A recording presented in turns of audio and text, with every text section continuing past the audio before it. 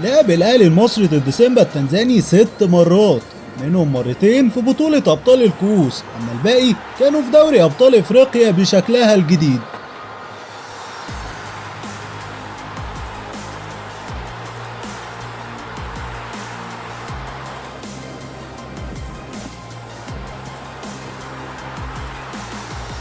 في البداية نحب نعرفكم ان نادي سيمبا تأسس سنة 1936، يعني بعد تأسيس دولة كده وجعلنا دماغنا ب4 سنين بس، وكان اسم النادي في البداية كوينز، واتغير سنة 1971 للاسم الحالي وهو سيمبا، ويعني الأسد باللغة السواحلية إحدى اللغات الأفريقية.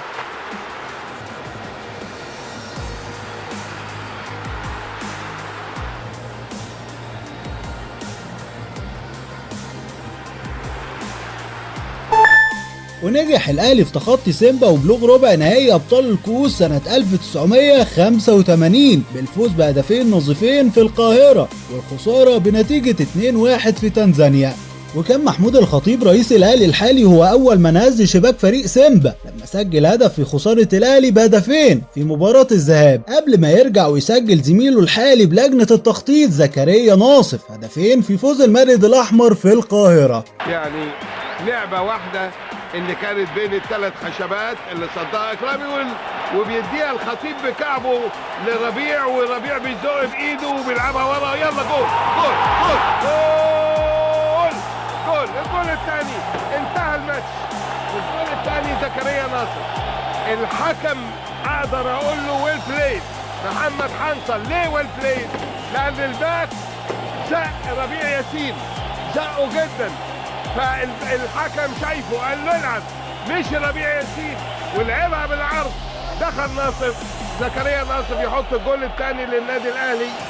وفات حوالي 12 دقيقة من الشوط الثاني وتبقى. وفي دوري ابطال افريقيا 2019-2018 خلال دور المجموعات في مباراة الذهاب الاهلي كسب سيمبا 5-0، واحرز اهداف الاهلي وقتها عمرو السولية وعلي معلول وجونيور اجاييه وكريم ندفد.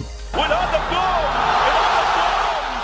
عالمي، جول عالمي، الجملة عالمية. والهدف الثاني عملوها تاني وسجلوا الهدف الثاني. هدف مزيكا، هدف مزيكا، هدف يضرب لعلي معلول. هتاخد جميلة، الباص جميل والعرضية واللمس والهدف.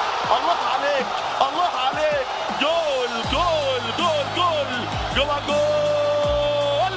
الهدف الثالث، عملوها الثالث وسجلوا الهدف الثالث. الله عليك يا ولد، الله عليك يا موهوب، الله عليك يا فنان، الله عليك يا علولي، الله على العرضية السحر. حسين الشحات، يلا يا شحات، مهارة كبيرة، انطلاقة رهيبة بعرضية والهدف، والهدف جول، الهدف جول.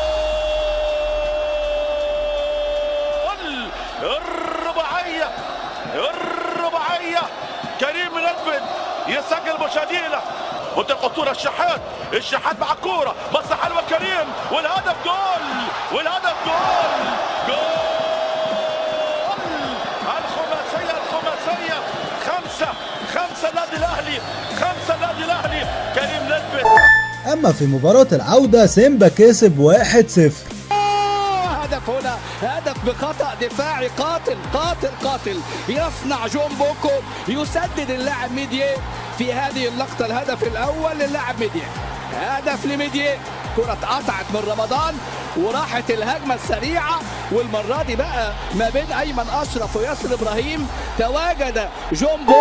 في دوري ابطال افريقيا 2021-2020 خلال دور المجموعات سيمبا كسب الاهلي 1-0 عن طريق الولد الشقي ميكي سوني، والجول ده كان سبب ان الاهلي يشتري ميكي سوني. اللاعب الموزمبيقي يسجل اول اهداف اللقاء. 1-0 1-0. بص حضراتكم، بدأ يدخل جوه الملعب، بدأ يدخل جوه الملعب اهو. هو اللي هيستلم اهو، هو اللي هيستلم. تروح على طول من ديانج يعمل دوران وتصويب، والضغط عليه كان قليل. حمدي فتحي بعت واللي رايح ما ضغطش كويس، وتروح الحقيقه في حته صعبه جدا جدا جدا. صعب محمد الشناوي يتعامل معاها تماما. تماما. وبنفس النتيجة في مباراة العودة يكسب الأهلي سيمبا 1-0 عن طريق محمد شريف.